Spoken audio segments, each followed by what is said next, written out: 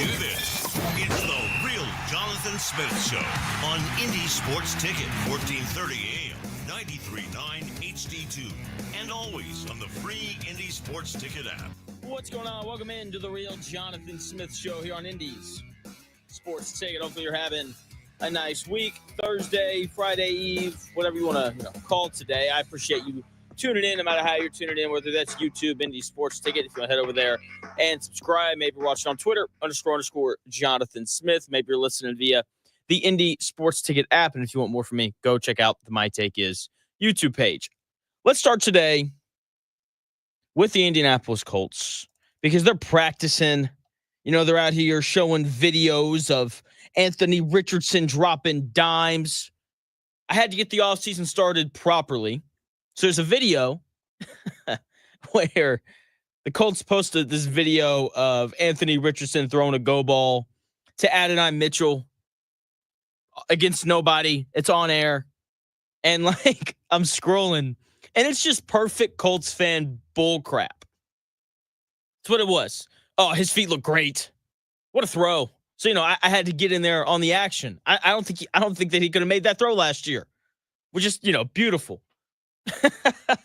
So I read that and then, I scrolled down on my Twitter feed a little further and I saw same thing, but it was Daniel Jones just throwing a bullet right over the middle. And it got me thinking about the Vikings, right? Because that's where Daniel Jones came over from. And the Minnesota Vikings were the surprise team of the year last year. The Broncos were kind of surprising, but as someone who bet the over on the Broncos win total, I do think that there was belief in Sean Payton. This team's at least going to be competitive. If Bo Nix is just kind of good, then maybe they sneak into the playoffs. And that's exactly what happened. The Washington Commanders, there was some belief there. Coach Quinn is a good coach. Jaden Daniels, if he shows up and if he's really good coming out of LSU, then hey, maybe they hit over on the 7.5, and they did. Cha-ching. For the Vikings, no one believed. No one believed in Sam Darnold, rightfully so. No one really believed in that defense. They kind of slapped it together. The Minnesota Vikings signed more free agents in the offseason than any other team last year. And I think that the Colts are not too far from where people viewed the Vikings last season. No one believes in Anthony Richardson, or Daniel Jones, much like how no one believed in Sam Darnold last year either.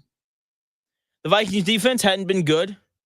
The past couple of years before last year, they hire a new defensive coordinator in Brian Flores, and all of a sudden, the defense is awesome. When you look at the Indianapolis Colts, pretty similar. The defense has been awful the last 3 years under Gus Bradley. They bring in Lou Anarumo, and now there is some optimism of, hey, maybe this guy figures it out. A lot of the Vikings free agent signings were on the defensive side of the football.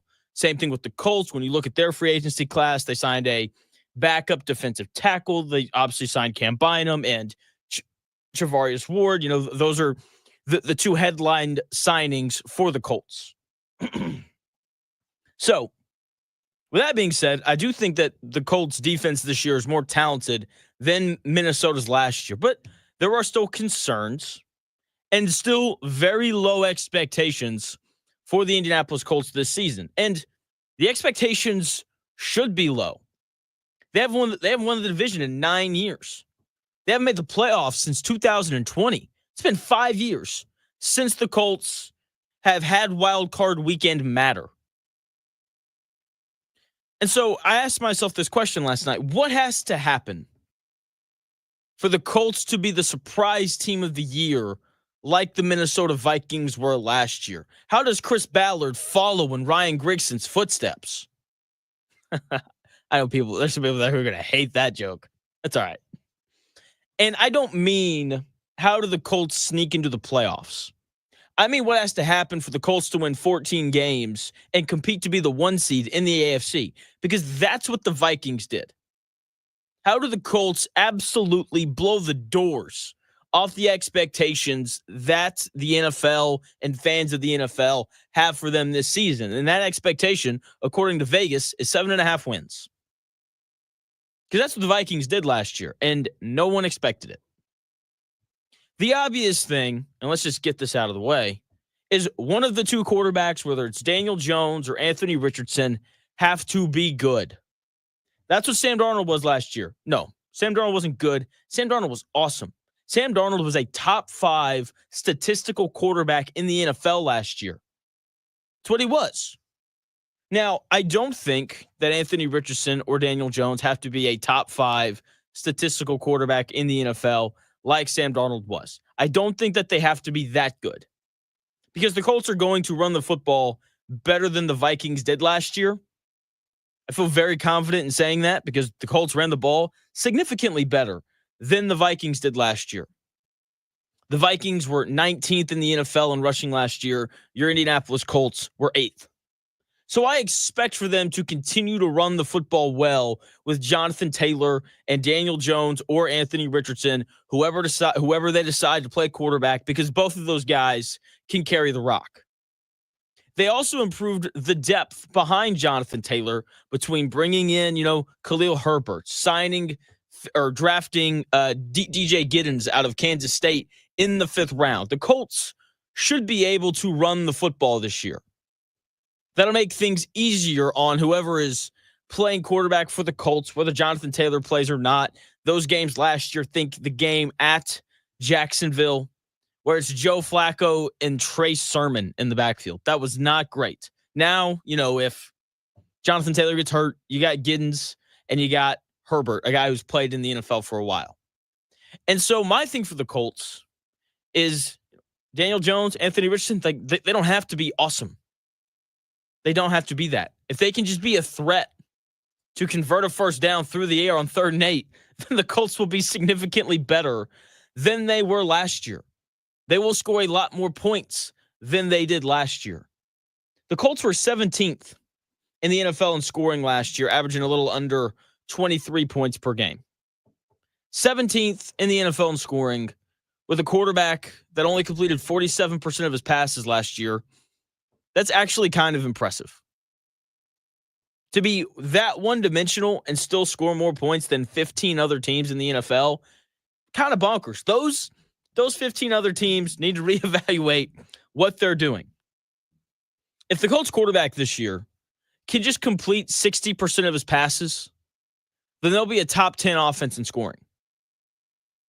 I firmly believe that because 2 years ago, Gardner Minshew as the starter, whose, ceiling is nowhere close to that of Anthony Richardson. And I would honestly say that Gardner Minshew and Daniel Jones are pretty similar at this point in their careers. Gardner Minshew is actually probably a little bit better. But when he was the starting quarterback for the Colts 2 years ago, year 1 of Shane Steichen, the Colts finished tied for 10th in the NFL in scoring. If they could just get competence, not even good, if they can get competent play at the quarterback position, then they can be a top 10 offense in the NFL. Now, if they get good quarterback play, if Anthony Richardson or Daniel Jones looks like the 12th best quarterback in the NFL, and that if is, bigger than a blue whale, then the offense could potentially be potent. We'll see. My thing, the defense is what really has to make the leap. The defense has to be much improved, and I think that it will be. They gave up 30 points or more 5 times last year, and they gave up 29 points once. It's problematic. It's not very good. They were 24th in the NFL in points allowed last year. Shout out to Zaire Franklin and EJ Speed. How about this year, Zaire, because EJ's gone, as he should be. How about this year, Zaire? Instead of podcasting, you take that time to work on form tackling, because the run defense was not very good. And part of that is, DeForest Buckner missed some games, but no. Zaire Franklin doing the whole I'm a Pro Bowler thing, because it's coming. It's coming. He went on Jim Rome last year and just mouthed off about how, I probably should have been a Pro Bowler before this. When I got there, people were like, oh, this is your first time. That's crazy. No, it's not. You missed too many tackles, man. Oh, jeez. Zaire Franklin. I don't know who he's doing his podcast with this year because EJ Speed's gone, but it's going to suck. I'm not looking forward to that, really, in the slightest. Okay? Now, to be fair to the Colts and to give you some reasons for optimism, because look, like they were 24th in the NFL in points allowed last year. The Vikings, because this is the comp, this is the hope. The Vikings fixed a lot of their defensive issues last year through a coaching change. They bring in Brian Flores, and they say, hey, man, you do whatever you want because you are an outstanding defensive mind. And Brian Flores was like, okay, weird blitz packages. We're sending some dudes, dropping others. And Van Ginkel, like, you're going to be a star now. And crazy, right? So that was a big reason why the Minnesota Vikings got better. And they also made all these additions in free agency. The Colts have done a pretty similar thing. They get rid of Gus Bradley. They bring in Lou Anarumo, who has an excellent reputation as a defensive coordinator, right? He was the defensive coordinator on a team that got to the Super Bowl. He was the defensive coordinator on a team that beat Patrick Mahomes in the playoffs. He's really the only defensive coordinator in the NFL that has consistently given him issues.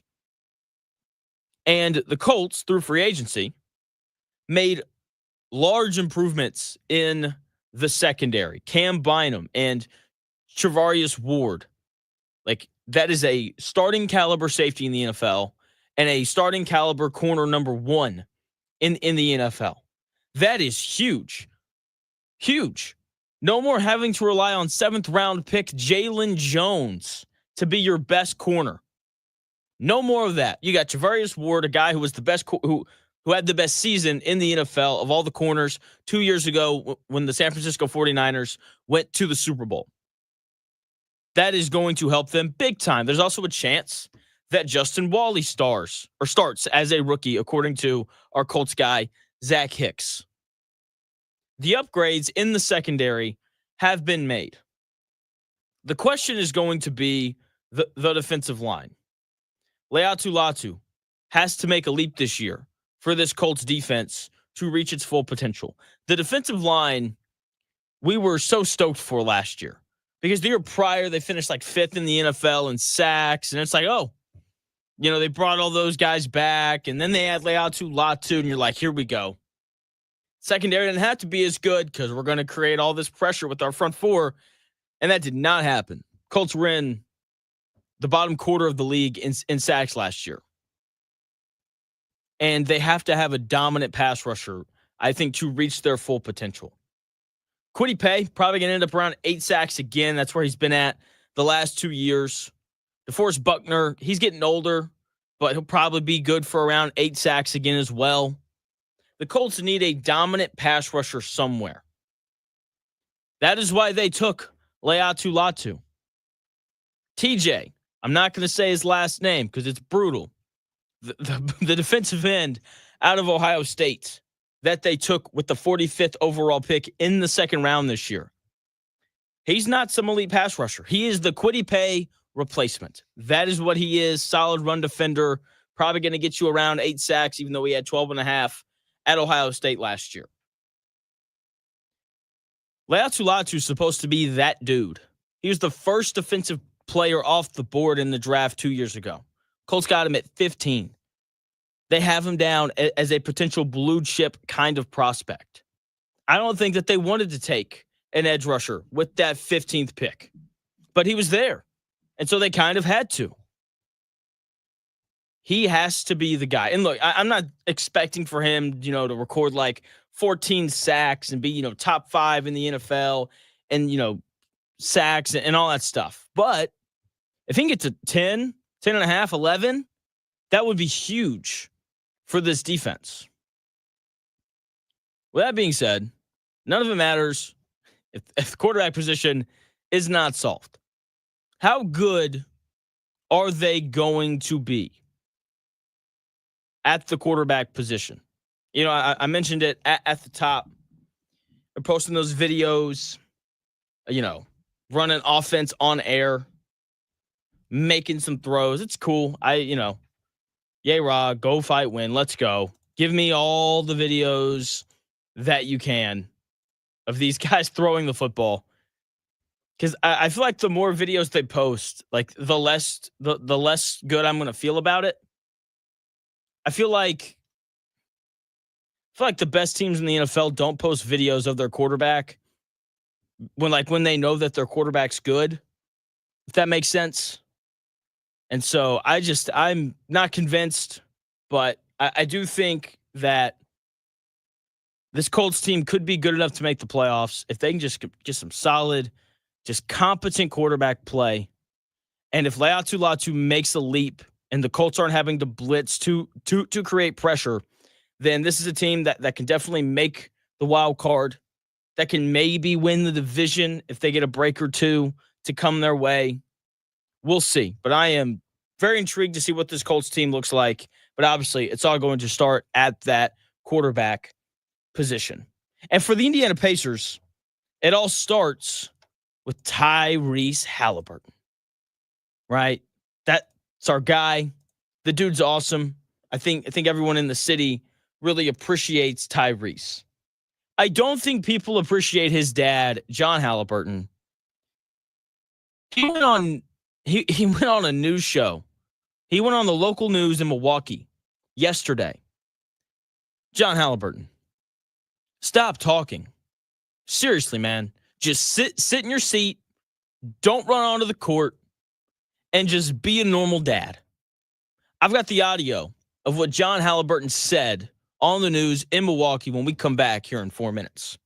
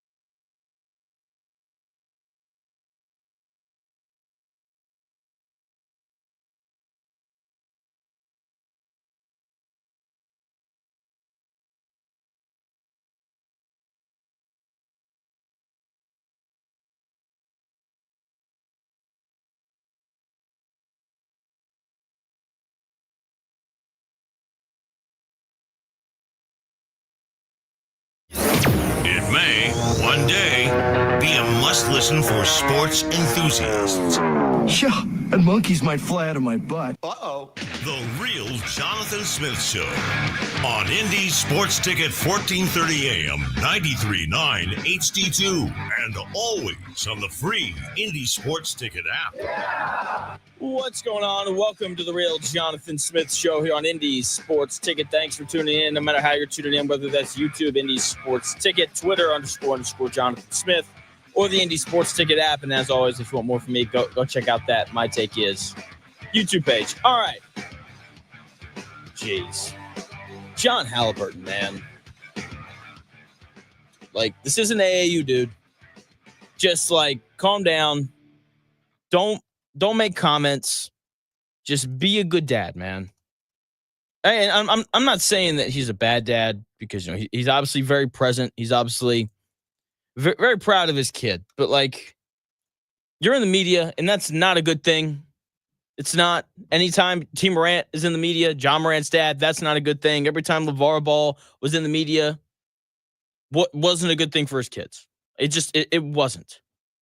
So yesterday, John Haliburton goes on THJ4, a local news station in Milwaukee, to talk about what happened between him and Giannis. And here's what John Haliburton had to say. When I turned, it might have seemed like I was looking at him, but I really wasn't. I was looking through him. That's how I was in the moment. I know it looked like we were looking, like I was staring him down, you know, but it wasn't like that. It was in the moment, as if I was looking right through him. And yes, I had the banner in my hand going, and I was yelling, yay, yay, yay. Giannis never said anything to me. I never said anything to Giannis. There was no back and forth. But that changed when Giannis went face-to-face with John near his baseline seats a few moments later. He grabbed my hands. He put his forehead on my forehead, and he said, don't disrespect me. Don't effing disrespect me. Okay? And I said to him, I was not trying to disrespect you, which I wasn't. I'm telling you, I did not do that on purpose. I really did not. And then I said to him, I love you. He said back to me, I love you. We patted chest. He gave us a thumbs up, and he walked away. John Haliburton right there talking about the events that happened with Giannis and Antetokounmpo after the Game 5 win over the Pacers, in which John Haliburton runs out on the court, waving the towel with, you know, Tyrese's face on it. And John Haliburton claims that he was looking through Giannis. And that is just the biggest load of bullcrap. You looked right at the dude. We heard Giannis's comment after the game. This is, you know, you dropping F-bombs and saying this is what the F we do. All that stuff, man. Stop talking. You're not going to win this. You're not going to change anyone's mind. This is the microphone and the likability theory. Say, well, Jonathan, what's the microphone theory? The microphone is, I have a bigger voice than you do. I have a louder voice than you do. So it doesn't matter what you say. Okay? Like this is why, I don't know if you know who Charlie Kirk is, but he does this thing where he like goes to these different college campuses and he has these political debates with people. And he wins every debate because he just talks over people. And it's his platform. And he has a very large following. And so it doesn't matter if you make a better point than Charlie. It doesn't matter if you're smarter than Charlie. Doesn't matter. He's simply a bigger personality. He has a larger following than you do. So people are going to take his side. It's the exact same thing right here with Giannis. His microphone is bigger than yours. I guarantee you more people have seen the clip of Giannis talking about what happened in his post-game press conference than people saw of John Haliburton on TMJ4 in Milwaukee, which I'm sure is a lovely station, but people don't care about TMJ4 in Milwaukee. People care about Giannis and the NBA. Also, Giannis is much more likable than you are, John Haliburton. That, like, he is regarded as one of the kindest people in the NBA. And then you saw it during his press conference. I played some of the audio yesterday. I had to cut it up. But if you go back and you watch the full 3-minute and 45-second response that Giannis gives, he tells these, like, very personal stories of, like, about his parents and, like, how humble they are and how he grew up and all this kind of stuff. And, like, you're sitting there and you're like, this dude's so nice. Yeah, if I played this dude in one-on-one, he'd probably, put a hole in my chest and rip my head off after he beat me because he's a competitive monster. But, man, this guy's so nice. That's who you're battling here, man. And people's first introduction, or a lot of people's first introduction to you that are not Indiana Pacer fans, was you running on the court and yelling at Giannis, because you can say that you were looking through him all you want to, which, by the way, that's a big load of hooey, okay? A big old load of hooey. You weren't looking through that dude. You looked right at him. You looked like directly at him, okay? And it doesn't matter if you were trying to look at him or not, because, as I said yesterday, I don't think that he went on the court looking for Giannis. I think he was just excited. So he runs out there, but then you see Giannis, and, like, you turn, and, like, your chest and your feet, your entire body is looking right at him. Come on, man. You're not as likable. Your microphone's not as big. Just go to the next game. Don't sit on the front row courtside. Stay off the court no matter what. No matter what your son does. And just be in the background. Okay, John? Like, I'm glad that you love your son. I'm glad that you fully support him. Like, that is a good thing. But, man, like, you're not winning this war. Don't say anything else. Don't say anything else. And not just, like, for the rest of this playoff run. I mean, for the rest of Tyrese Haliburton's career. Because your kid is awesome. And he's got a plethora of opportunities coming his way. He's the face of Puma right now and their whole basketball brand, which they're trying to grow. I'm sure they are just elated that they moved off Kyle Kuzma, because he was terrible in that series against the Pacers. And obviously Haliburton was really, really good. And he is much improved from last year to this year. Tyrese Haliburton felt so much more impactful in this round one series against the Bucks compared to last year. The numbers aren't really all that different. Last year in round one against the Bucks, he averaged 16 points, 6 rebounds, 9 assists, and 2 turnovers. He had 3 double-doubles in the Game 6 series, all of them with assists. Which, like, that's not a bad series. It's not. Like that is a good, solid series. He shot 44% from the field, 30% from 3. He shot the ball at a pretty similar clip in this year's opening round series against the Bucks, 43% from the field, 27% from 3. But a lot of his numbers went up. He went from 16 points per game last year to 18 points per game this year. He went from 6 rebounds a game last year to 6.5 rebounds a game this year. He went from 9 assists per game last year to 11.5 assists per game this year. And the turnovers stayed at 2 per game. He had a double-double with assists in every game but game 5, and he had 9 assists in that game. And it makes sense that his numbers were better than what they were last year, right? It's just, not his first ever time being in the playoffs. But he didn't have any, like, he didn't have a clunker in any of these games like he did in game 1 against the Bucks last year, where he failed to score 10 points. I think he had like 6 assists in that game. He didn't have anything like that. Right. And he has clearly figured things out, which is good. The more you do something, the more you have experience, playing any sort of game, in theory, the better you should get at it. And I think we saw the full effect of him learning and figuring out who he is this year, especially in game 5. He got to the rim whenever he wanted. And, you've heard me say this a million times. He's at his best when he gets into the lane. I get it. He's like a career 39% three-point shooter. but the dude gets to the rim whenever he wants. Like he cooked Giannis off the bounce and got to the rim and laid the ball in for the win. And I love that he went to the rim there and that he didn't settle for like a tough step back three going left because he was 2 of 10 from three, on the game and going into that final possession. So I'm glad that he went to the rim.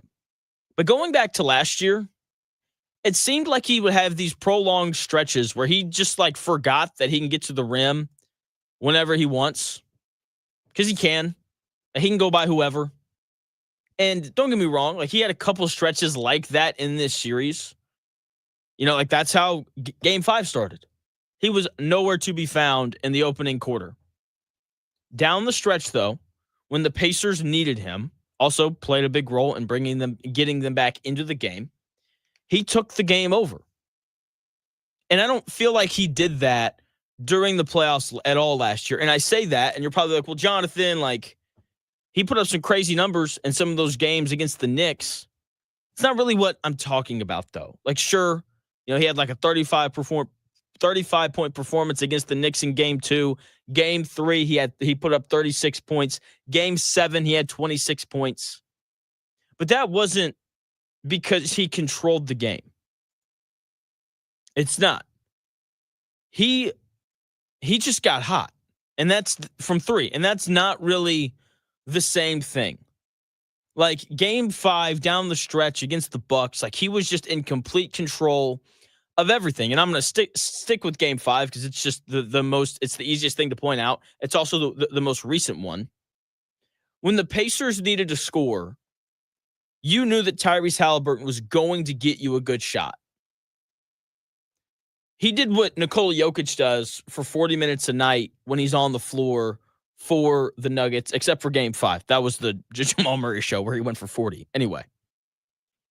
And I had that same feeling with Tyrese Haliburton in the fourth quarter and overtime that I have when I watch Jokic.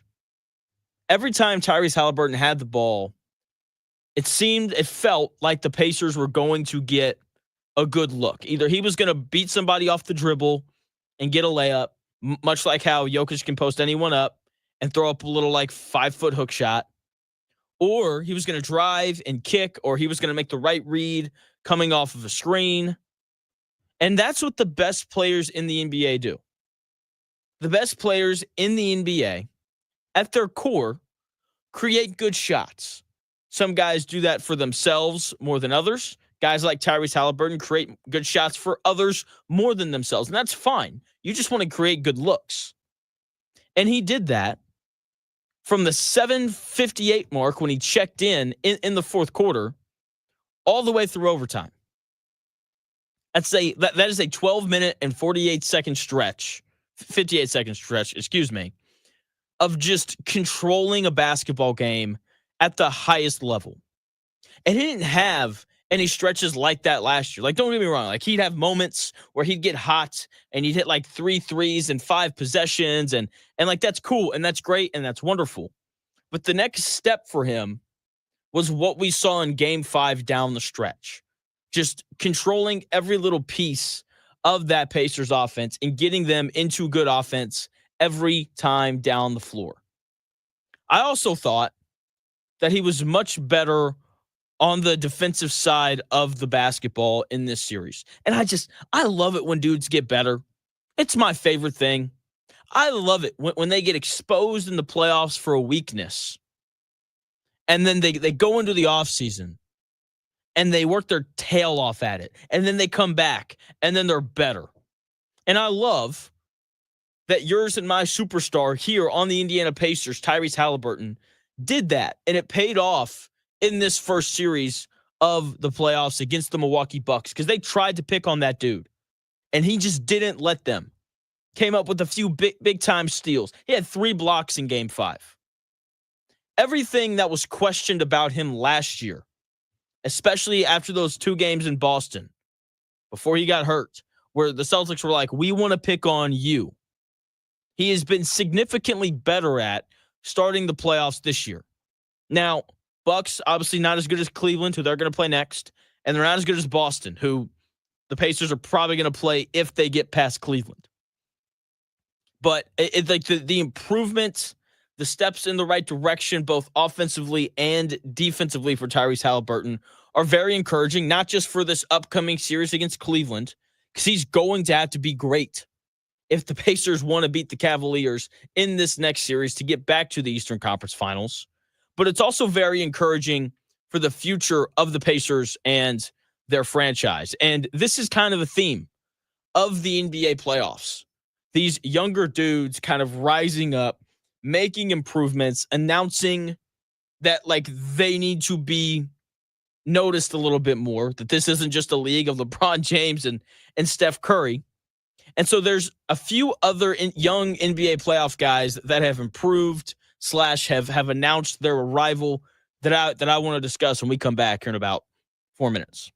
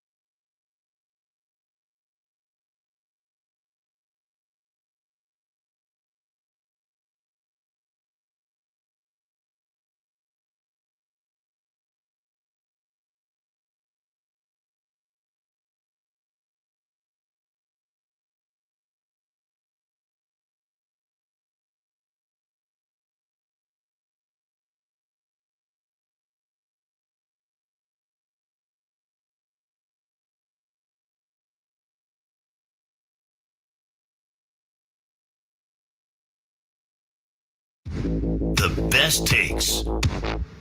Maybe.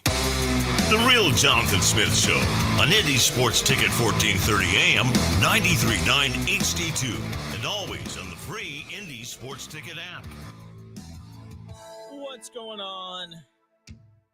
Welcome back to The Real Jonathan Smith Show here on Indy's Sports Ticket. Hopefully you're having a nice week. Oh, I am. We're just rolling along over here. Having a blast. Pacers advance. They will play Sunday night at either 7 or 8 o'clock or 6 or 8 o'clock, something like that. It just kind of depends on how that Rockets and Warriors series goes. They play tonight, I believe. We got basketball out the wazoo, and it's awesome. Love hoops. It's the best. Okay? I can't wait to watch the games tonight because the playoffs have been outstanding. Yeah, Golden State. No, today's Thursday. Tonight, New York plays Detroit tonight. That game 6 is going to be awesome. And then Denver plays LA. That game 6 also going to be awesome. Those two series have been so much fun. I feel so bad for Knicks fans, or excuse me, Piston fans, because, man, you're a missed call away on Tim Hardaway Jr. from having, like, legitimate control of that series. And Kate Cunningham has been awesome, which leads me into my young NBA playoff guys that have been just incredible so far. And so I talked about Haliburton in that last segment, his improvements from last year to this year. And I just kind of want to continue along that same thought line with some different players. Anthony Edwards took his Minnesota Timberwolves to the Western Conference Finals last year. And his improvement, when he gets double teamed, it's just been awesome to see. They lost to the Mavericks last year in part because Luka Doncic handled double teams better than Anthony Edwards did. Last year, every series that he played in, he averaged a minimum 25, 5, and 5. He was better than that against the Suns and Nuggets. The issue was he averaged 4 turnovers per game against the Suns, 3 against the Nuggets, and a little under 4 per game against the Mavericks. And this year, going into last night's game, his numbers have come down because he struggled just a little bit last night, was still very impactful. Okay, he didn't turn the ball over once, which is where we've seen the improvement. He had 8 assists, 11 rebounds. He only scored 15 points, but he just had a bad shooting night. But when you only score 15 points and you're still plus 12, that is impressive as far as I'm concerned. And going into last night, he was only averaging 1.5 turnovers per game. And that's even lower now because he didn't turn the ball over once last night. The decision-making has gotten better. And I love seeing dudes get better. And that is what has happened with Anthony Edwards. And you can see it from last year to this year. Hopefully it happens with our Anthony here in Indianapolis. Hopefully Anthony Richardson comes back and he plays a bit better. Paolo Banchero. Dude's gotten bounced in the first round in back-to-back years. But that guy's going to be a top 8 player in the NBA at some point. That dude does everything for the Magic's offense, and it just doesn't matter. Teams can't slow him down. Okay, if he can get, he gets some relief from Franz Wagner from time to time, but he's just given so many grenade possessions during a game. And by grenade possession, I mean, hey, Paulo, there's 4.5 seconds left on the shot clock. Good luck. Here's the basketball. And he's like, okay. And then he just goes and scores. Last year, opening round against Cleveland, he averaged 27 points, 9 rebounds, and 4 assists per game. This year, against the defending champs, he averaged 29 points, 8.5 rebounds, and 4 assists per game. Like, he is not the issue. That dude's awesome. The Magic just have to do a better job of getting him the correct supporting cast. Just get the guy a little bit of spacing. He's averaging those numbers right now, 29, 9, and 4.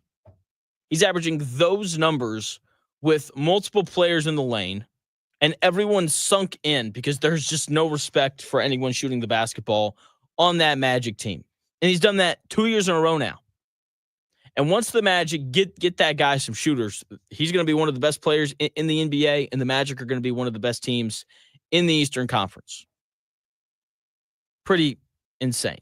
Last guy who plays tonight, who has really kind of announced his arrival. And if you've been watching the Pistons these last couple of years, then you already know.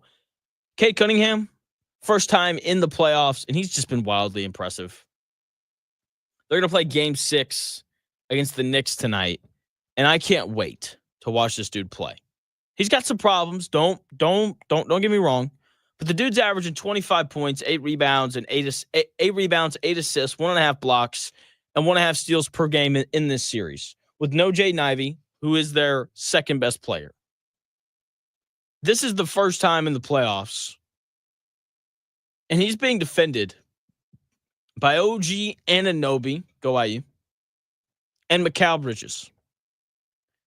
Those are two of the best wing defenders in the NBA, and he's very simply owned them in this series. It's incredible the way he has played, given this is his first playoff series. He's getting to his spots whenever he wants. He makes the right pass some of the time. He's averaging about 6 turnovers per game, which isn't okay, but they're asking him to do so much offensively that I'm just probably like, yeah, like I get it. If you're gonna have the ball in your hands for 40 of the 44 minutes that you're on the floor, then like you're probably going to turn the ball over a little bit, especially when you're being defended by OG Anunoby and Mikal Bridges. So he's got to cut down on the turnovers, but like the Pistons, they have a dude. They do. Like that guy's going to be awesome. There's been not concern, but discussion around the Eastern Conference being weak, which I don't think is necessarily wrong. But there are some real dudes out there in the Eastern Conference that in like 2 years that are all going to be awesome. Like between Paolo and Haliburton and Cade Cunningham, like those 3 guys are all going to be spectacular, like top 10 players in the league, hopefully in the next 2 or 3 years. So can't wait. I did want to give brief thoughts on some of the playoff teams that have advanced and some of the ones that have been bounced. Let's start with Boston. Jason Tatum is playing outstanding right now.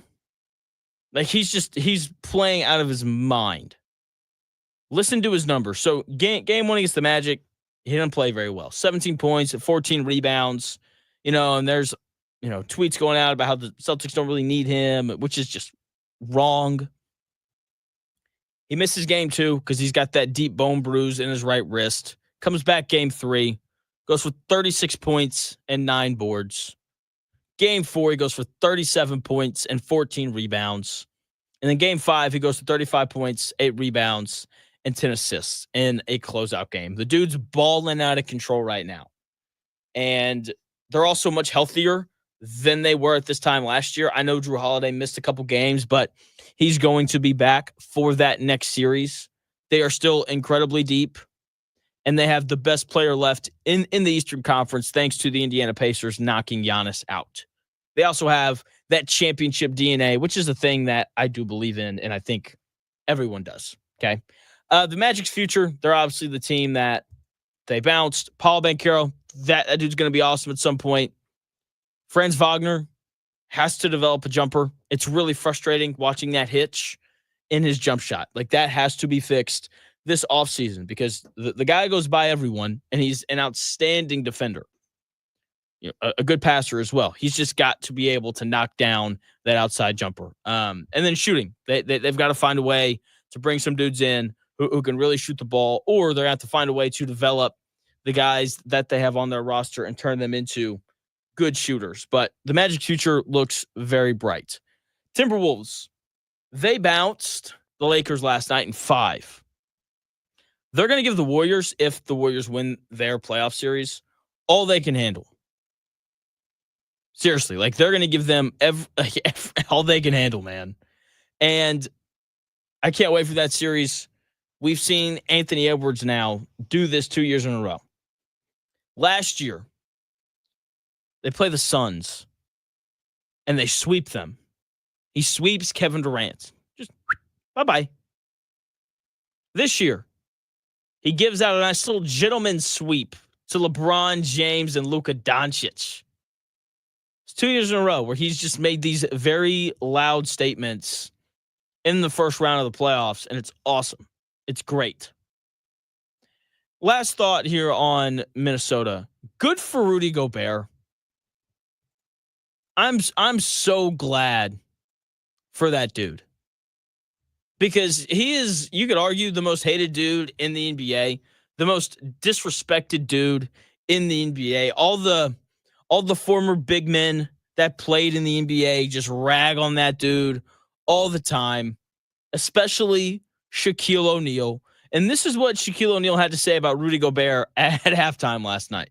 And I never thought I would say these words that are about to come out of my mouth, but Rudy Gobert is dominating. And he's right.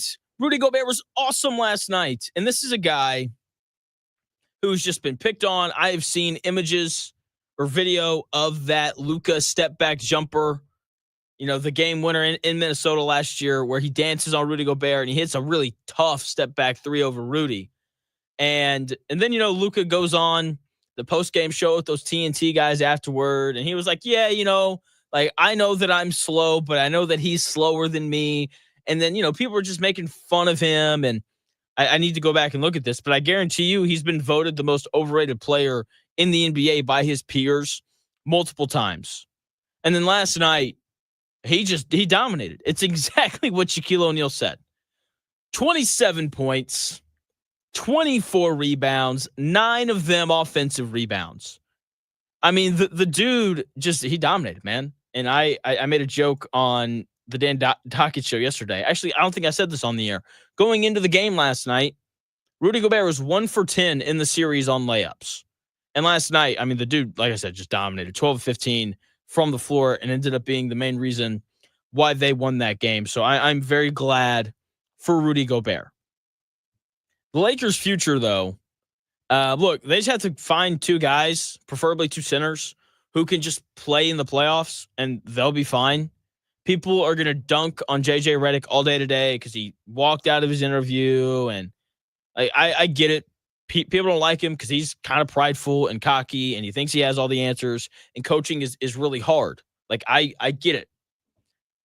But the dude that roster wasn't very good. He had to play 5 guys the entire second half in game 4.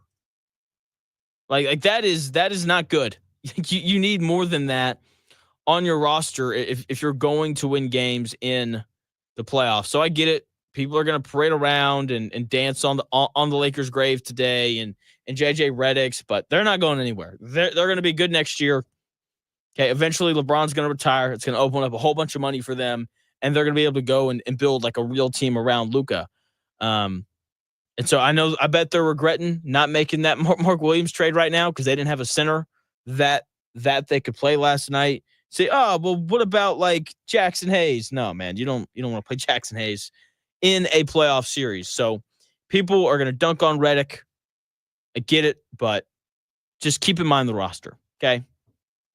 Nico Harrison is also feeling pretty great today. After, everything that happened, like you're seeing more and more people come around to the idea of like, I kind of see what Nico Harrison was doing. Let's also remember it's one series. Luka basically has to do something similar to this for the next decade for Nico Harrison to be correct. So sure, he's off to a great start, kind of, not really, in terms of making this trade, but he still didn't get enough back for him. And he still has, 9 more years where he has to be right. And Luka has to do something like what he did in this series, which was not play defense and get hurt. By the way, he got hurt last night. That dude's tough. If you missed it, he went down really awkward, grabbed his back, happened right before halftime. He goes into the locker room, heals up, and runs back out for the for the second half, and he played through very obvious pain. So, sure, Nico Harrison probably feels great right now, but you need 9 more years of this, man, and I personally don't think that you're going to get it. When we come back here in about 4.5 minutes, Zach Pirles of CBS Sports is going to join the show. We're going to talk a little Pacers. We're going to talk a little Shooter Sanders as well. He spoke to a high school earlier today, so or yesterday. So we'll get into all that, and the draft, the playoffs, everything. Zach Pirles when we come back here in about 4 minutes.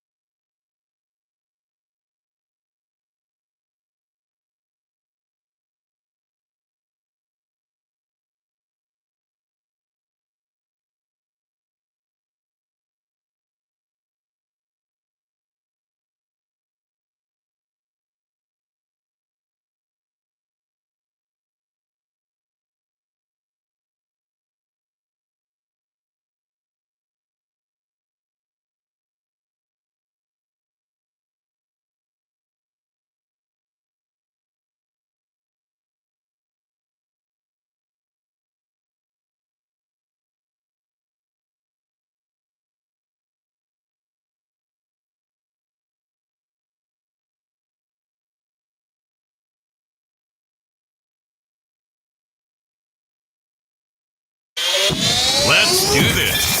It's the Real Jonathan Smith Show on Indy Sports Ticket, 1430 AM, 93.9 HD2, and always on the free Indy Sports Ticket app. What's going on? Welcome back to the Real Jonathan Smith Show here on Indy's Sports Ticket. Hopefully you're having an excellent week. Indiana Pacers moving on. They will take on the Cleveland Cavaliers in the second round of the NBA playoffs. That series set to start on Sunday. Joining me now, Zach Pirles of CBS Sports, who is an excellent writer, joins the show. Zach, what's going on, man? How are you? I'm awesome. I've watched so much basketball over the past couple of weeks. Really, I mean, April is such a good sports month. I think we've talked about that before. It's just awesome. But now the playoffs are going to get even better. And so May is certainly not far behind. It's not. And like you said, the playoff, it is May, which is really, really weird. This year is just, it's moving way too fast. What's been your favorite series so far? Oh, man, there are so many good ones. I think that right now, I think my favorite is probably Clippers and Nuggets. Like, this is a Nuggets team that fired its coach a week before the playoffs, and now they're leading a team that a lot of people thought was maybe a dark horse, you know, out of the West. It's so, there's something so pure about the way that Nikola Jokic and Jamal Murray play basketball. Like, that two-man game is so good. But then you also get like these tremendous Kawhi Leonard performances. So really that one has been a ton of fun for me. And I know it keeps me and probably you up until all hours of the night, but that's been really fun. It has been. I mean, we have game 6 tonight. Game 5 of that series was Jamal Murray being playoff Jamal Murray, joined by Zach Pirles of CBS Sports talking about the NBA playoffs. And so I picked the Nuggets in that series simply because it's like, I don't know, game 7 at home and they have Jokic and the Clippers don't. Like, and that is the ultimate, like, I don't really know who to pick here kind of scenario, if that makes sense. Yeah. And I really honestly did think after game 3, I was like, this is the first series to win. Like, they are just better. They're deeper. They're more versatile. They can be, you know, they just can be better on defense. And then all of a sudden you turn around and 2 games later, the Nuggets are back in front. So really, really fun series. It's just one of these things where when you have the best player on the court, that is such a huge advantage. And in several of these games, it's been Nikola Jokic. In a couple, it's been Kawhi Leonard. And then in the last one, it's Jamal Murray. So right now, that's why it's a 3-2 advantage. It is. And I like that series has been awesome. Game 6 tonight, there's a large part of it. It's like, Clippers at home, game 6, backs against the wall. But then it's like, Jokic only had like 13, 12, and 10 in the last game. Like, is he just going to go bonkers and the Nuggets are going to close him out on the road? It's hard to put anything past that guy. I do want your thoughts, though, on just kind of the Pacers and how quickly they dismantled this Bucks team. Yeah, really impressed by the Pacers. That offense is just, I mean, there's a lot that we can talk about with the Bucks defense and the Bucks in general, but the Pacers, like, you have to take full advantage of it, and they absolutely did. Tyrese Haliburton, I especially liked in game 5, like the outside shot was not falling, and he decided, I'm going to get into the teeth of this defense, which probably is something that he has really gotten better at over the course of his NBA career. Just really, really impressed with him down the stretch. I love what TJ McConnell brings off the bench. Like, he's one of these people that you hate to play against and love to play with, and you're certainly seeing that in the playoffs. So yeah, I mean, I'm impressed by the Pacers. You knew that the Bucks probably weren't going to get swept, but this was a gentleman's sweep through and through. And the fact that they did it against a rival in such a wild way to finish it out, I mean, that game 5 was honestly hilarious. But you got to credit the Pacers. Like, you can only play against who you're lined up against. And I thought the Pacers did a really, really good job. You see, you got a really good Miles Turner game. I think that you just see the pieces coming together, and they've got a tough test coming up, but they certainly passed their first one with flying colors. They did, and I think that your point on Haliburton is so good, and it's something that I've just been pounding the table for all year. It's like he has these stretches where he just forgets that he can go by whoever he wants, Mm-hmm. and I'm very glad that he remembered that I can go by whoever I want in the final 13 minutes of that game 5, because he was, like you said, he was so good. Miles Turner had just an outstanding series, and like he shot the ball decently well, but I thought the defense from Miles Turner was the biggest thing. And I'll be honest, Zach, like as someone who's watched 70 of the Pacers 82 games this year, I was so frustrated because I think that people remember this Pacers team from last year as like all offense. I think they had the second best offense in the league by offensive rating, but they were like 18th in defense after the All-Star break. I think on the season they were closer to like 24th. And so people, I think, had this expectation of like this Pacers team is all offense, but the Pacers got off to a really slow start this year. Sorry, it's taken me forever to set this up. They start 10-15, but from that point forward, they've had the 6th best defense in the NBA. What did you like about the Pacers defense, and how surprised were you at how well they defended against the Bucks? Yeah, I think you mentioned like the sort of the turnaround made it so it wasn't so surprising against the Bucks. I just really think that you have, like you mentioned, like Miles Turner is such a good. I've never really understood why he's always in trade rumors. It seems like every year, like he is what you want in a guy who protects the rim, shoots the three, like just a good player. And I, have always liked him probably more than it appears he's been liked across maybe the NBA landscape. So I thought that he was really, really good. And you just get like such good. I think that the biggest thing you'll see in the playoffs, like if you just took a 5-minute segment of this series, you would think that if you didn't know any better, you would be like, are the Bucks just playing like a February second night of the back-to-back? Because that was the defensive intensity that they brought in some of these games. Whereas the Pacers, like, they are not the most naturally talented defensive team, but the effort is truly exceptional.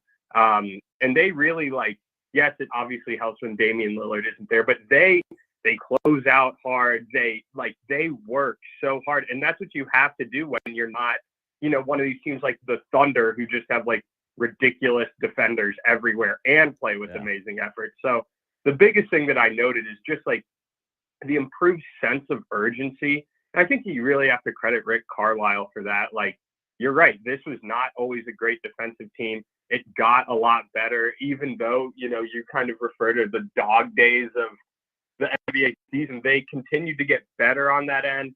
Obviously, Tyrese Haliburton continued to get better as well. So I just think like the effort level, and I don't mean this to be demeaning, like they do have good defenders, but when you look at the two teams, the effort level was the biggest difference defensively.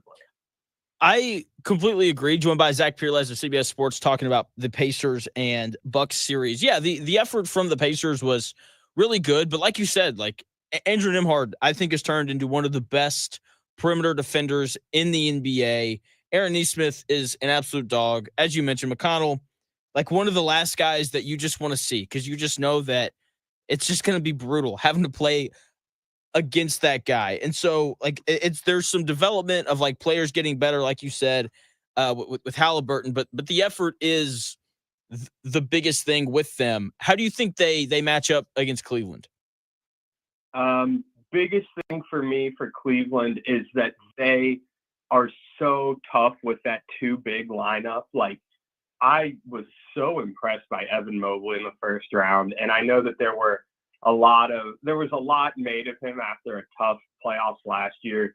He has grown in leaps and bounds. Like I always think the most improved player is such a strange sort of idea in the NBA. This year was Dyson Daniels, who probably like could have been the defensive player of the year. So is that the improvement?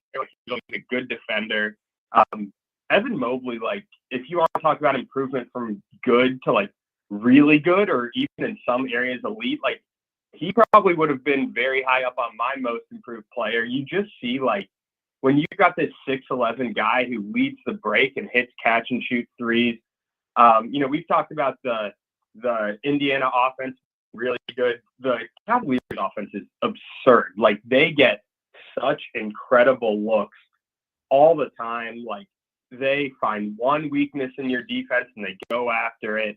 They have so many ways to beat you. Obviously, they shoot the ball really well, but again, they have two bigs, which makes it really hard for you, stresses you on the defensive glass. So I'm going to be really interested to see how Indiana deals with that two big lineup, and especially Evan Mobley. Like, this is a guy that, like, do you send Miles Turner out there and then you're really compromised on the boards with Jared Allen?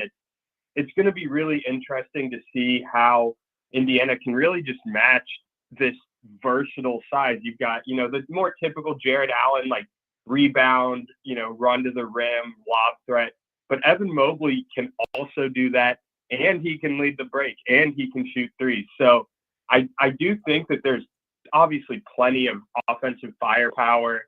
I'm going to be really interested, too, on the other end. Like, can Pascal Siakam be a guy who maybe takes advantage of, the two big lineup, the idea that maybe he can stretch things out defensively, and put the Cavaliers in some binds. But I just think the two big lineup is the storyline of this game, because you're going to get plenty of backcourt offensive firepower. Joined by Zach Peerless of CBS Sports, talking about the Pacers and Cavaliers series, which is set to start on Sunday. I think you're exactly right. On both ends of the floor, the two big lineup for Cleveland is going to be really interesting because, like you said, they're going to be significantly bigger than Indiana, who, like, Miles Turner was great. Not a good rebounder, though. Like, they'll look up and be like, oh, it's the fourth quarter and there's 4 minutes left and our center only has 3 rebounds. What is going on? And so, like, how does Indiana hold up on the glass?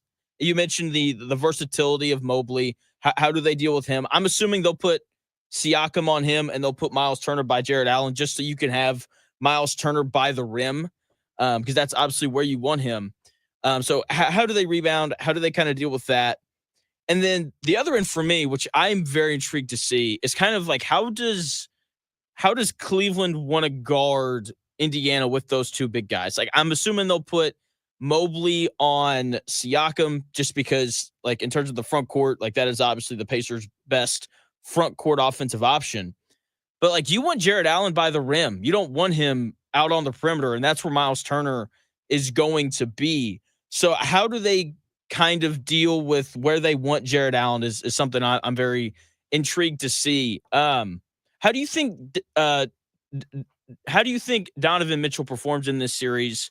Because the Pacers do, I think, have some pretty good options to kind of put on him between Nembhard, Nesmith, and even McConnell, who I know is a little smaller, but, like, that's a guy who will get up underneath you and really make you work.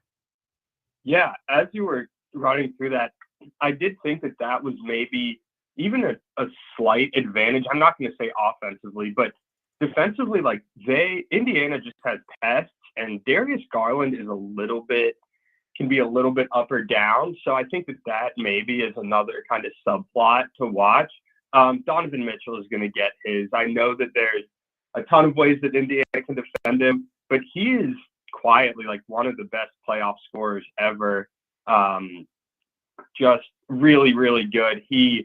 I think that the time off is going to help him. He looked, a little bit tired at the end of that, maybe dealing with some nagging stuff after a long season. I do think that Indiana has plenty of bodies to throw at him. The problem is he is such a explosive player. Plus, when he gets that 3-pointer going, just like it's such a big ask. That's why he is one of the best playoff scorers we've ever seen. So, and the other thing is Donovan Mitchell can have off nights, which wasn't the case for Cleveland last year. He can have a bad night, and Darius Garland can pick it up. They've got, Kai Jerome coming off the bench. Max Strus shoots the lights out of the ball.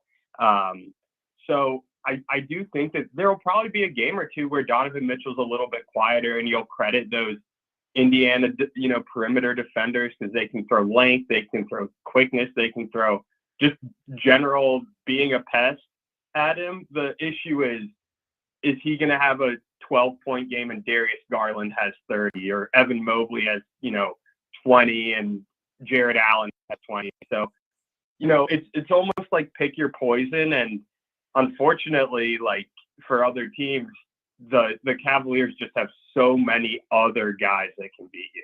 They do, and that's why they had the best offense in the NBA this year. Joined by Zach Pirles of CBS Sports, talking about the Pacers and the playoffs.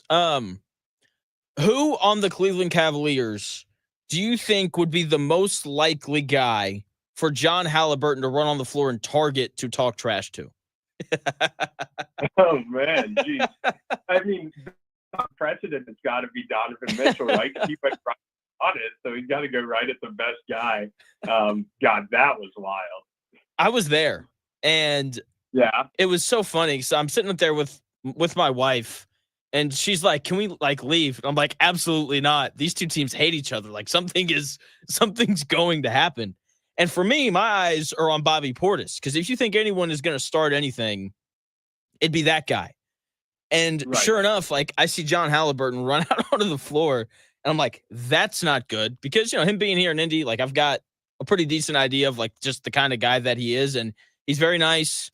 Obviously, very supportive of his son. That got him in trouble clearly, and so I saw him do the whole towel thing, and I was like, that's not good. And then you see Giannis walk over.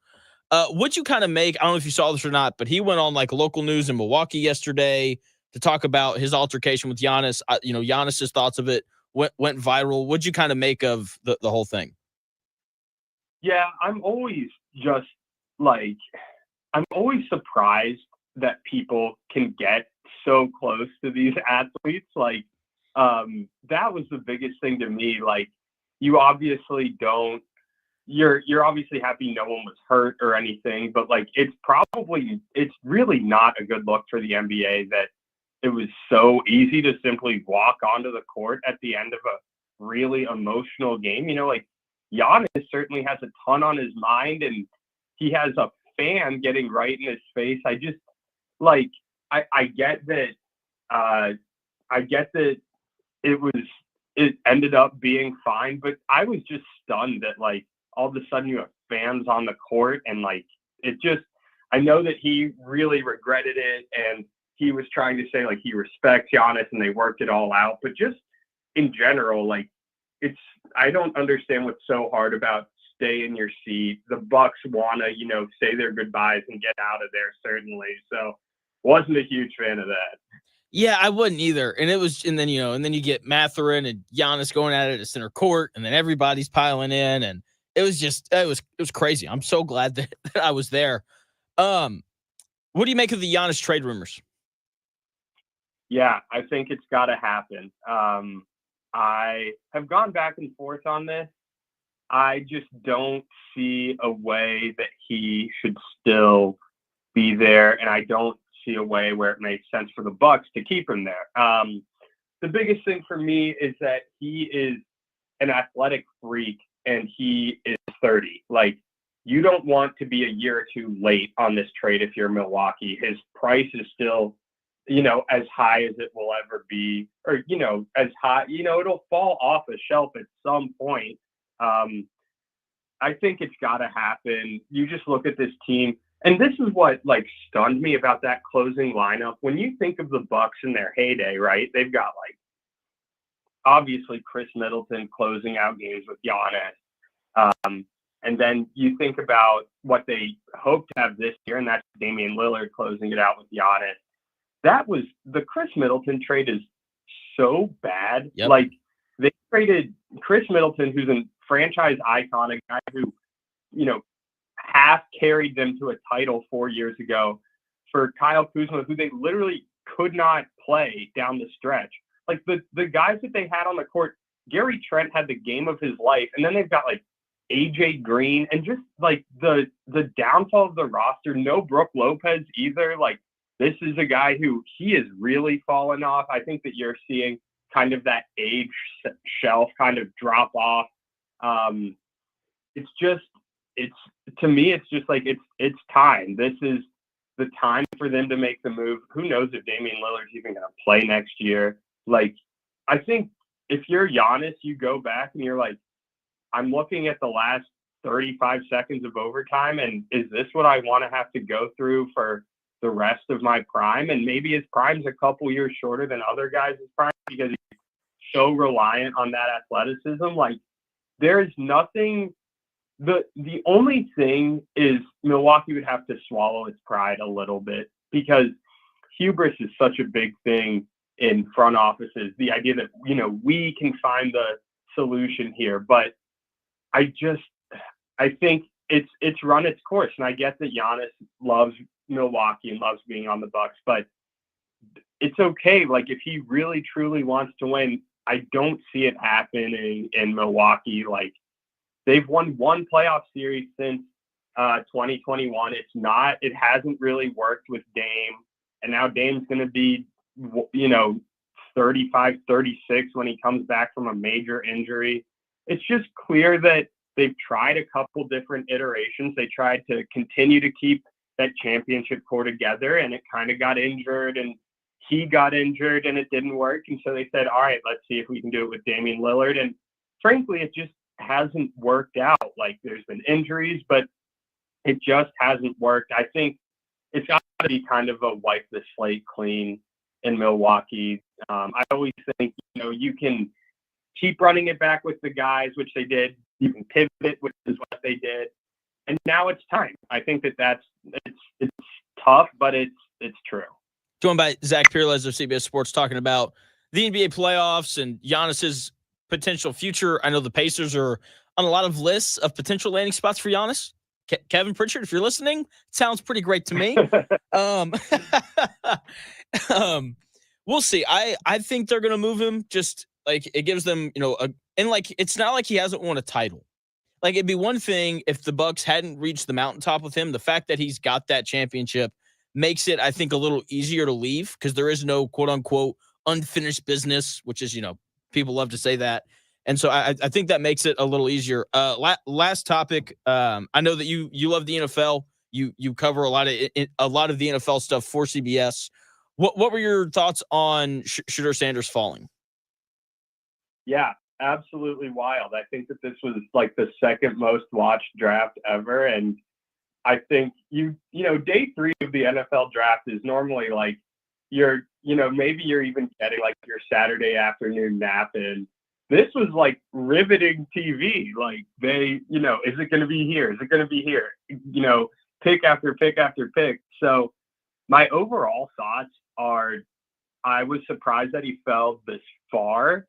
I am not surprised that he fell, just based on all the stuff that you heard about how he kind of treated the pre-draft process. I do think that he landed in a pretty good spot. Like, it was interesting.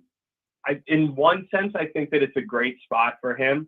In another sense, like, quarterbacks who fall this far do not really have a great track record of being good. Like, and that is a very crowded Cleveland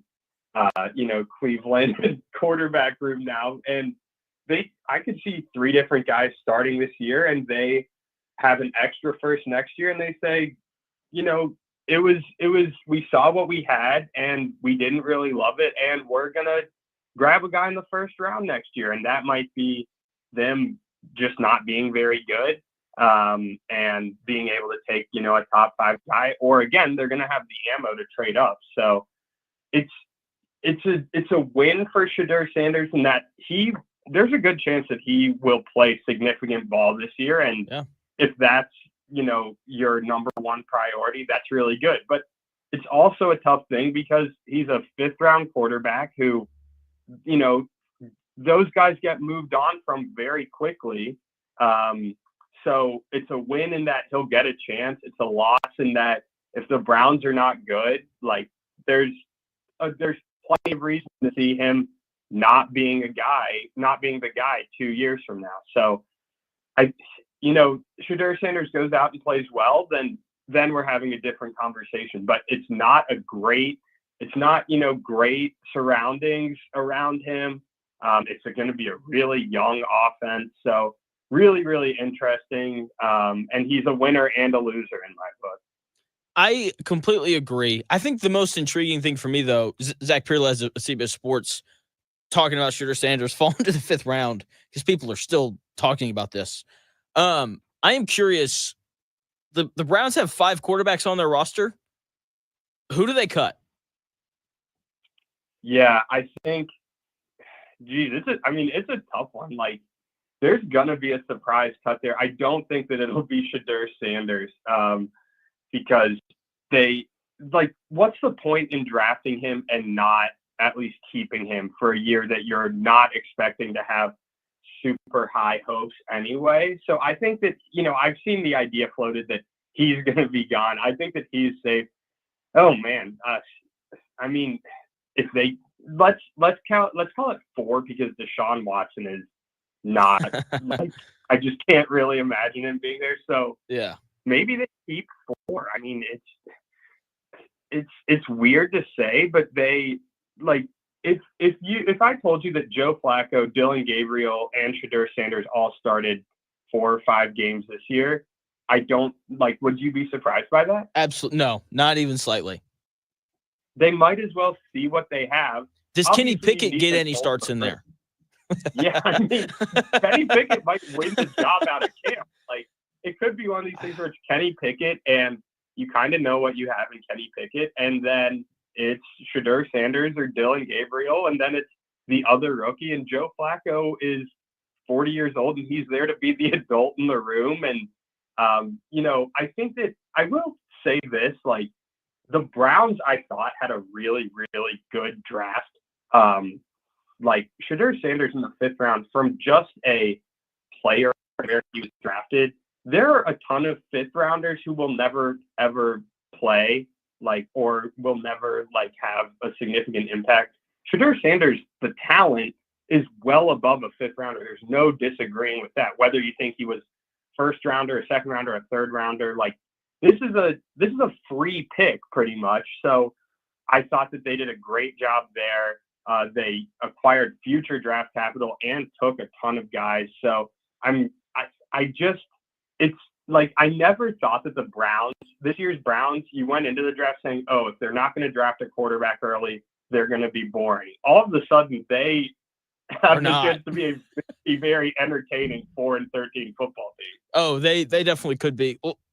Last thing for you, Zach, and I'll let you go. I want to go back to Lakers and Wolves last night. It is very rare for me that I'll watch any sort of sporting event and just be super happy for someone.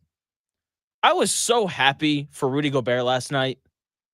How did you process him going for 27 points and 24 rebounds in a playoff game to close out not only the Lakers, but Luka Doncic, who has haunted him for these last, few years? I've seen that clip of that, Luka step back over Rudy to win that. I think it was game 4 or whatever in Minnesota so many times.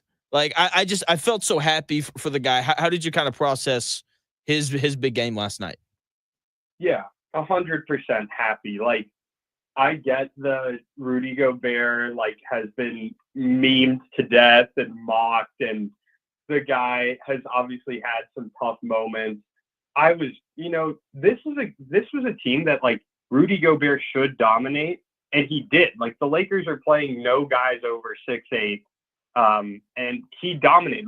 This is exactly why you brought him in. He was really good defensively, and it looks awkward defensively because he's so big and has such long arms when he's, isolated on these guards. But he did a really fantastic job. Obviously, there's going to be highlights of Luka or LeBron or whoever gets the switch on him. But when you're a big man, the Lakers kept trying to get that switch on him, and look at what the Lakers did. Their offense stunk all series long. So really, really impressed by Rudy Gobert. I think you're exactly right. You have to be happy for the guy. This is, Anthony Edwards was not shooting the ball well. They were struggling otherwise offensively. And you just see this guy can still be extremely effective on both ends. It's not always the prettiest, but I agree with you. Happy for him. Really impressed by the Timberwolves. Like, they don't have the offensive firepower to go a whole lot deeper, I don't think. But my goodness, do they, we talk about the Pacers just outworking the Bucks. You look at this and like the Timberwolves just outworked the Lakers. It was really like they had, when you have the physical advantage that the Timberwolves did, and then you get the effort that they gave, like that's why you see a series close out in 5, and Rudy Gobert was a huge part of that. He was. It was awesome. And, he's taken down probably his second biggest op in round 1 in Luka. Probably going to face his biggest op in Draymond Green in round 2. It's going to be great. I can't wait. The playoffs have been awesome. Zach, you were awesome. I appreciate your time as always, man. Thanks so much. Appreciate you having me. That is Zach Peerlez. You can check him out on Twitter at Zach_Peerlez. You can check out his newsletter as well. He does an excellent job writing that thing. Comes out like every other day. Very, very talented. He's great. So make sure you go check out his stuff. When we come back here in about 2 minutes, the Colts, how they can be last year's Vikings. I will tell you how.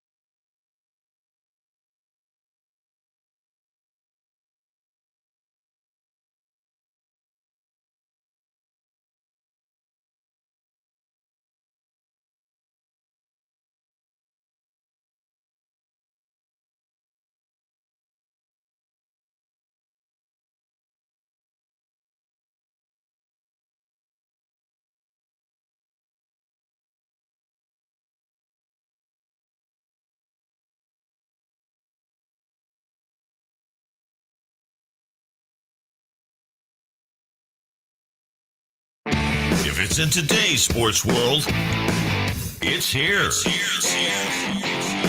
The real Jonathan Smith Show on Indy Sports Ticket 1430 AM, 93.9 HD2, and always on the free Indy Sports Ticket app. What's going on? Welcome back to the real Jonathan Smith Show here on Indy Sports Ticket. Hopefully you're having a fantastic week. Pacers and Cavaliers, round 2 of the NBA playoffs, set to start on Sunday night. Can't wait for that series. It's going to be so much fun. The Minnesota Vikings were the surprise team of the year last year in the NFL. The Broncos were kind of surprising, but I think that there was some belief in Sean Payton and that he could find a way to win some games. The Commanders had some belief, new head coach. If you love Jaden Daniels coming out of LSU, then you thought that they could be good. For the Vikings, though, no one believed. No one believed in Sam Darnold. No one believed in that defense.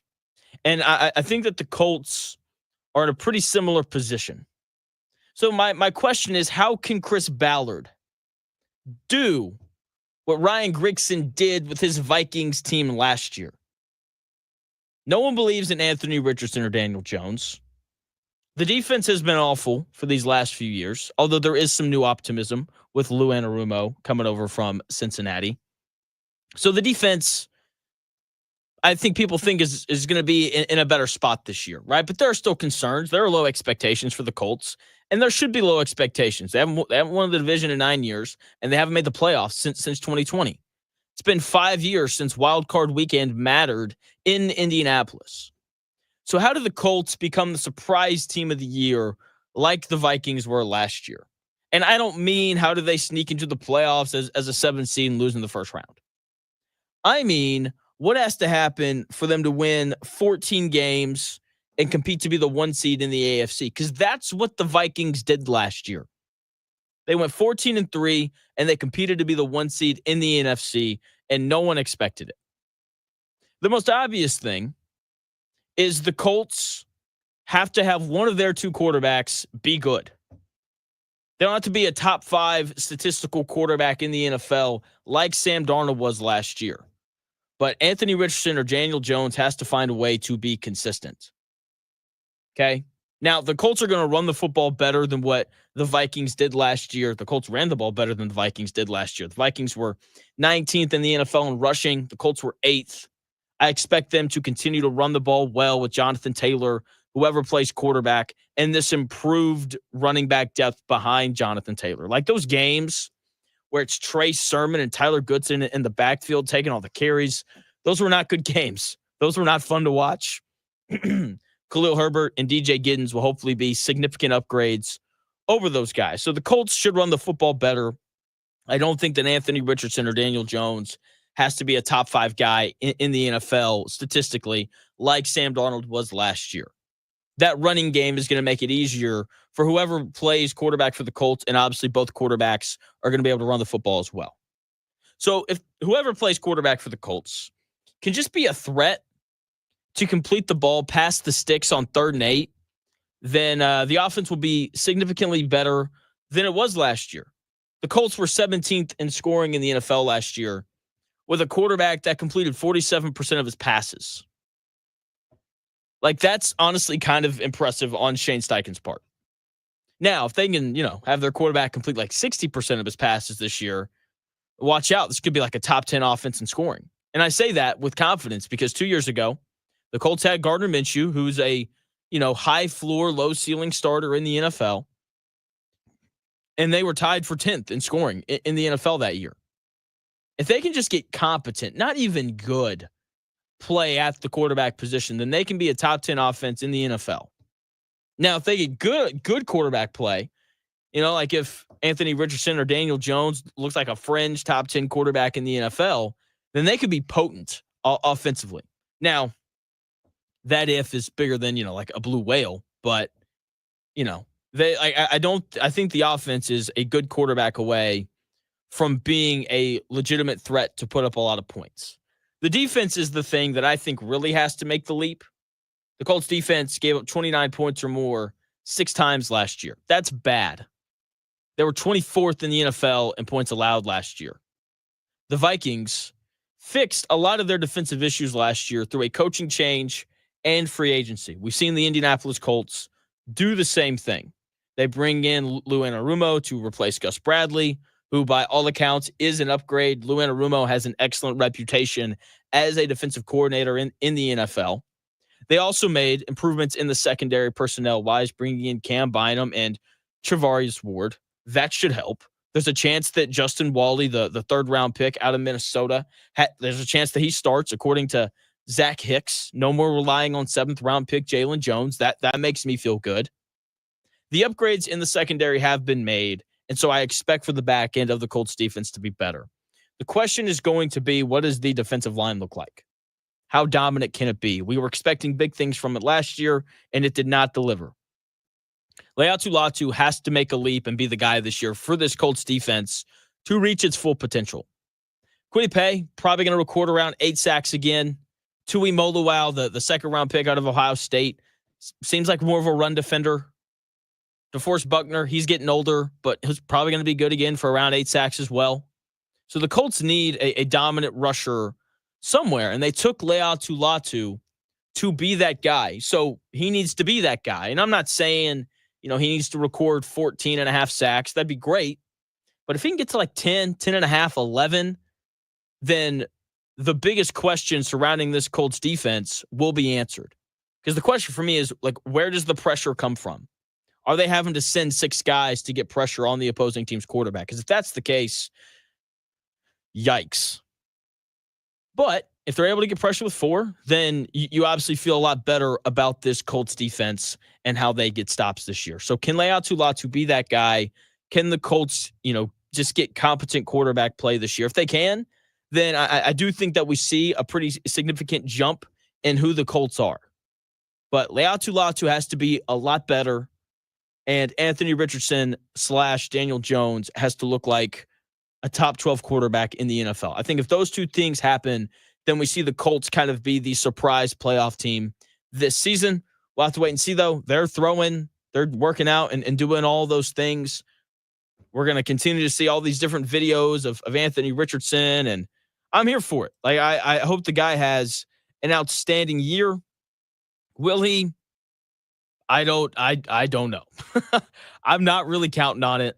But we'll see. This is why we play the games. This is why we talk about what these guys do in the offseason, because guys do get better, and that's a good thing. Hopefully, Anthony Richardson and Daniel Jones have both improved in their games. When we come back here in about 4 minutes, John Haliburton's driving me crazy. The guy just needs to stop talking. He went on local news in Milwaukee yesterday, and it's just like, dude, like, just stop. No one believes anything that you're going to say. I've got the audio for you when we come back here in about 4 minutes.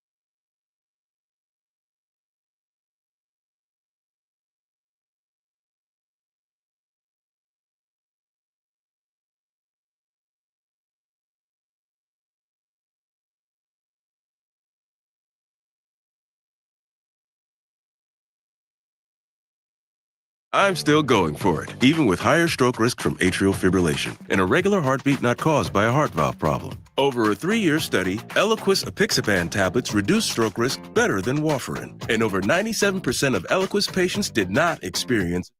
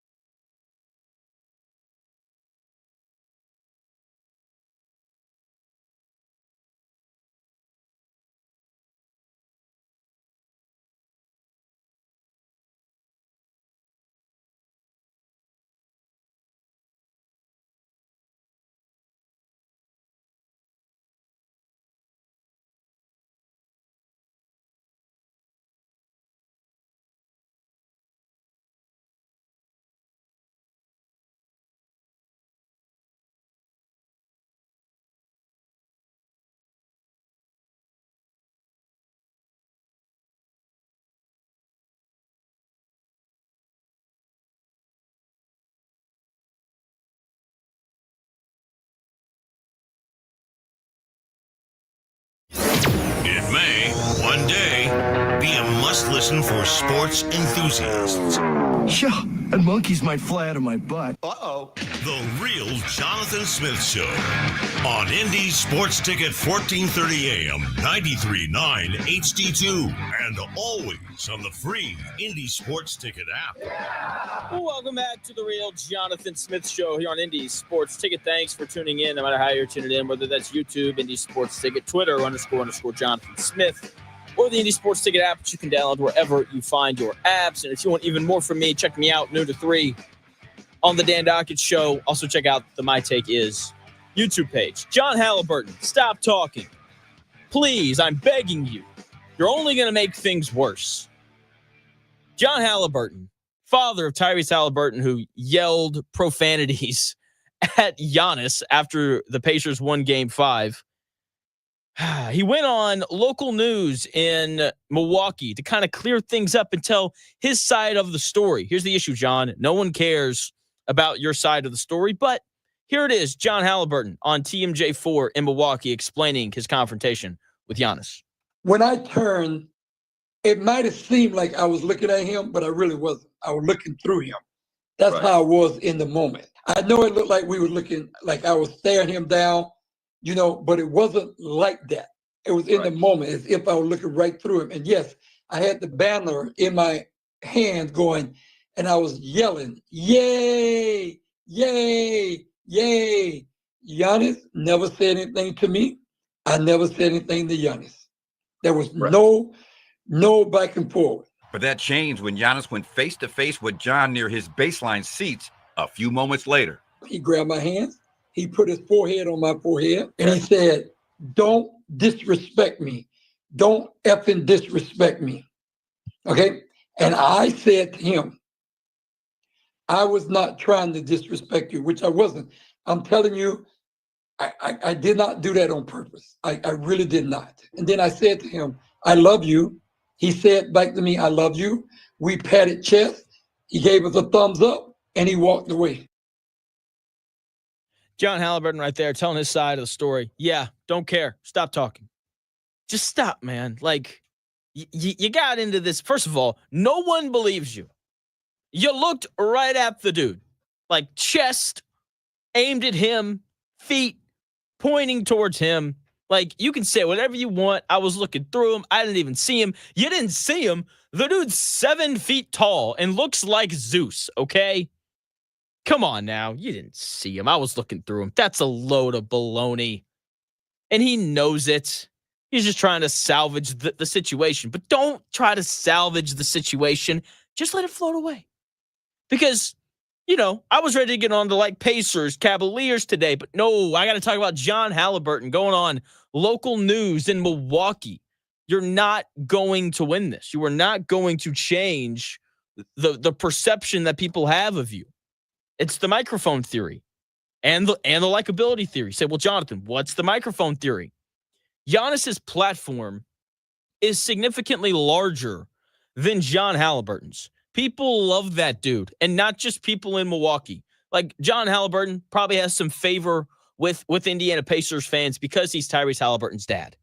That's it. No one else likes you. Stephen A. Smith went on ESPN yesterday and talked about how people have complained about you to the league office and how you just talk a bunch of trash.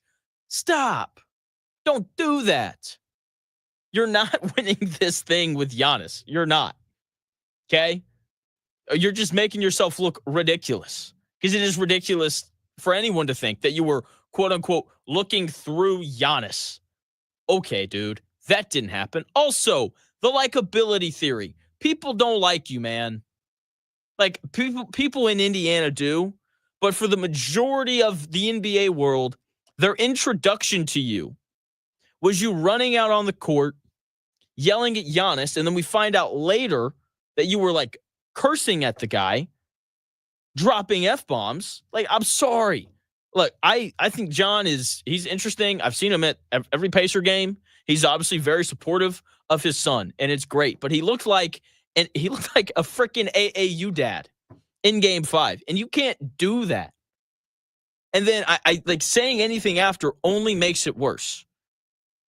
It only makes it worse. He doesn't need to be anywhere near the court, game 3, when the Pacers and the Cavaliers play here, like, hide him, because you know that TNT or ESPN, whoever has that game, they are going to put him on camera and they're going to talk about it. Hide that dude. Do not put him in his normal seat. Make him be a normal fan. And I get it. He's not, because he's Tyrese Haliburton's father. And once again, I think it's good that he's involved in Tyrese's life. And I think it's good that he loves his kid. And I think it's good that he's happy for his kid and everything that Tyrese has done for the Pacers. But man, like, you're only going to make things worse. No more interviews, no more nothing. Your son handled the situation beautifully by standing up, being correct, and saying that what you did was wrong. Tyrese Haliburton actually curried favor when he did that. Don't ruin it. Don't ruin it. Okay? Just stop talking. You're not going to win this thing, because people don't like you. And simply, way more people saw the Giannis press conference where he describes what you said to him than people did see of you going on local news in Milwaukee. Seriously. Okay? I just stop, man. Just, like, let your kid be awesome. Let me talk about your kid being awesome. Let me talk about how Tyrese Haliburton is going to lead the Pacers to a series win over Cleveland. Like, let me do that. Like, I don't want to have to be talking about John Haliburton. Don't pop up on my TV or my Instagram or my Twitter feed, anymore. I don't want to see it again. Simple as that. Okay? So, John Haliburton, man, just, jeez, dude. Jeez Louise. Anyway, his son Tyrese, though, been very pleased with him. Much better this year in that first round series against Milwaukee than he was last year. So hopefully he can keep it rolling tonight. We've got more NBA games. Can't wait for the games, man. New York and Detroit tonight, 7:30, game 6. Detroit with a chance to force a game 7. That'd be spicy. They've already won 2 games in New York. They know that they can do it a third time. Nuggets, Clippers tonight at 10. That game going to be awesome as well. Can't wait to watch it. And then, of course, tomorrow night, there's only one game. Only one game Friday night. Rockets, Golden State, game 6. Warriors with a great chance to advance, not knocking off the second-seeded Houston Rockets. Can't wait for that series as well. The NBA playoffs have been nothing short of magnificent. I greatly appreciated and enjoyed the Rudy Gobert dominant performance last night. Hard not to be happy for that guy. He's been in so many memes, and it's been brutal. And he was so good that Shaquille O'Neal actually had to say that he was playing well. And I never thought I would say these words that are about to come out of my mouth, but Rudy Gobert is dominating. That's such a good clip. That's such a good clip. You know, Shaq, I do appreciate that about Shaquille O'Neal. If he's wrong on a guy, like, and they're playing well, he will occasionally, not always, he will occasionally come out and say that they're playing well when they actually are. So that's going to do it here on The Real Jonathan Smith Show. Thank you for taking the time out of your day to tune into and listen to my show. I got a big show lineup tomorrow. Hopefully we get Zach Gray on. We got Nick Padone coming on tomorrow. He does, sports media in Cleveland. He's going to come on and we're going to talk Cavaliers and Pacers. It's going to be a lot of fun. Can't wait. So make sure you're tuned in tomorrow to The Real Jonathan Smith Show. I'll get you ready to go for Pacers and Cavaliers. The Dan Dockett Show comes your way in about 5 minutes. Thank you again for listening. Head over to YouTube, subscribe to the Indy Sports Ticket YouTube channel, and check out the My Take Is YouTube channel as well. I'll talk to you tomorrow.